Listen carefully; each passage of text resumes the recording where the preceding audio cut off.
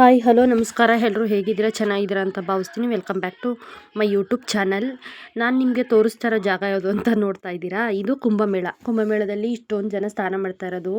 ಮತ್ತು ಅಲ್ಲಿ ಹತ್ರದಲ್ಲೆಲ್ಲೂ ಸ್ನಾನ ಮಾಡೋ ಹಾಗಿಲ್ಲ. ಈ ರೀತಿ ಬೋಟಲ್ಲೆಲ್ಲ ಹೋಗಿ ಮಧ್ಯದಲ್ಲಿ ಸ್ನಾನ ಮಾಡಿಸ್ಕೊಂಡು ಮತ್ತೆ ಕರ್ಕೊಂಡು ಬರ್ತಾರೆ.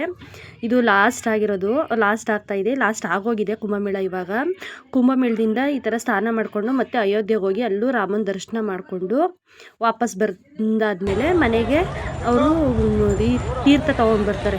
ಈ ತ್ರಿವೇಣಿ ಸಂಗಮದಿಂದ ತೀರ್ಥ ತೊಗೊಂಡು ಬರ್ತಾರೆ. ಅವ್ರು ತೀರ್ಥ ತೊಗೊಂಡು ಬಂದಾಗ ನೀವು ಅವ್ರನ್ನ ಕಾಲೆಲ್ಲ ತೊಳೆದು ಪೂಜೆನ ಮಾಡಿ, ಆ ತೀರ್ಥಕ್ಕೂ ಪೂಜೆನ ಮಾಡಿ ಅದನ್ನು ಮನೆಗೆ ಬರ್ಮಾಡ್ಕೊಳ್ಬೇಕಾಗುತ್ತೆ.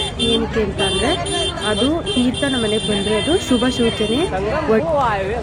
ಸೂಚನೆ ಮತ್ತು ಗಂಗಾ ಜಲನ ನಾವು ಸ್ನಾನ ಮಾಡುವಾಗ ಒಂದೊಂದು ಮುಸ್ಕು ಮತ್ತು ಮನೆ ಮಾಡಿಸ್ಬೇಕಾದ್ರೆ ಮನೆಗೂ ಸಹ ಹಾಕ್ಕೊಳ್ಳಿ. ಮತ್ತು ಮನೆಗೆಲ್ಲ ಪ್ರೋಕ್ಷಣೆ ಮಾಡಿ ಮತ್ತು ಮಕ್ಕಳಿಗೆಲ್ಲ ಹಾಕಿ ಗಂಗಾ ಜಲನ ತುಂಬಾ ನೆಗೆಟಿವ್ ಫೀಲೆಲ್ಲ ದೂರ ಆಗುತ್ತೆ ಅನ್ನೋದೊಂದು ವದಂತಿ ಇದೆ. ಯಾರು ನನ್ನ ಚಾನಲ್ನ ಫಸ್ಟ್ ಟೈಮ್ ನೋಡ್ತಾ ಇದ್ದೀರಾ ಸಬ್ಸ್ಕ್ರೈಬ್ ಮಾಡ್ಕೊಳ್ಳಿ.